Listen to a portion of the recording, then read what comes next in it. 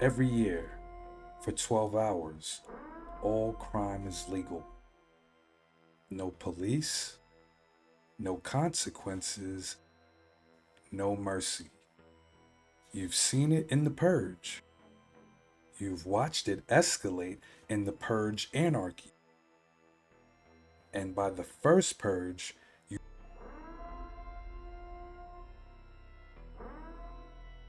in the Purge universe, the country collapses. Economic crisis, mass unemployment, social unrest. Then comes a solution. The poor are exposed, the wealthy are protected, the government observes and intervenes when needed.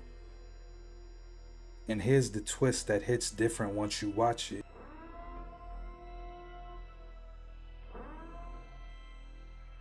Now imagine this.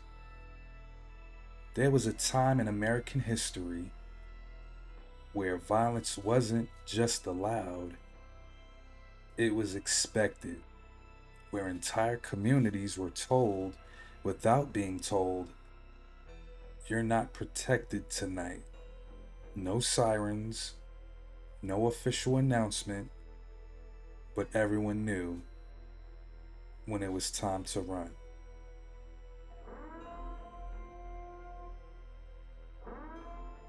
Between the 1910s and 1930s, America experienced what historians often soften as race riots, but let's call it what it was: targeted, organized destruction.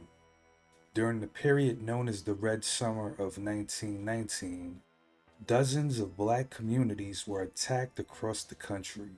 Not spontaneous, not random, systematic. White mobs would descend on neighborhoods, burn homes, destroy businesses, kill residents. And the most important detail, law enforcement often participated. Wait a second, no police intervention? Violence concentrated on specific groups? Communities left defenseless? That doesn't sound like chaos. That sounds like policy without the paperwork.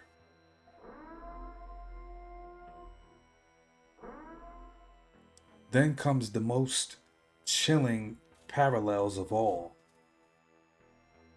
the Tulsa Race Massacre of 1921.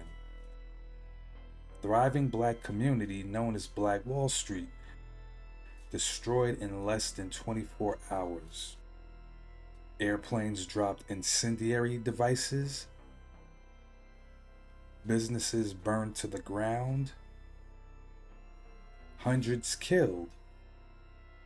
And again, no meaningful intervention, no accountability, no justice.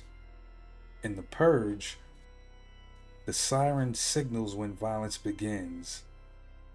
In Tulsa, there was no siren, but there didn't need to be, because the system had already decided who was expendable. In the first Purge, we learned something critical.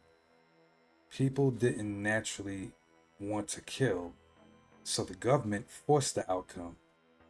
They paid participants, they deployed mercenaries, they staged violence to make it look organic. Now go back to the bloody 20s. Ask yourself, who spread the rumors? Who allowed the mobs to organize? Who chose when to intervene or not? Because when violence happens repeatedly in the same pattern, with the same targets, it stops being coincidence. The Purge didn't invent the idea of controlled chaos, it just made it visible.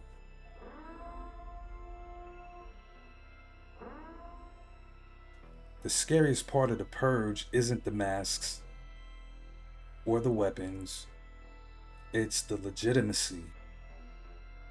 Because once violence becomes legal, it stops being questioned. And during the Bloody 20s, violence didn't need to be written into law because it was already protected by silence. No prosecutions, no consequences, no intervention. The difference between fiction and history isn't morality, it's documentation.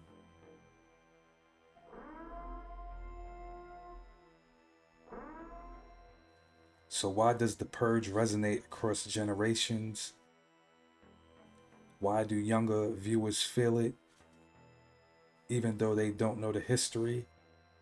Because somewhere deep in the collective memory, there's recognition that systems can decide who matters, withdraw protection, and call it order.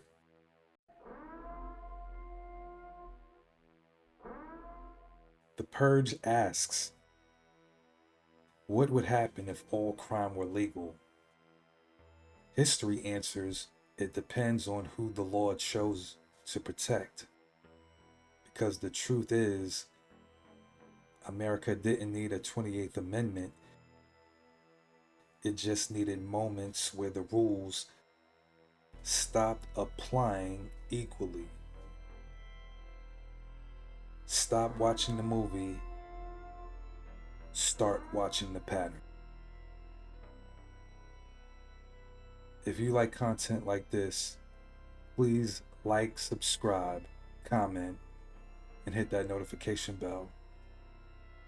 Thank you.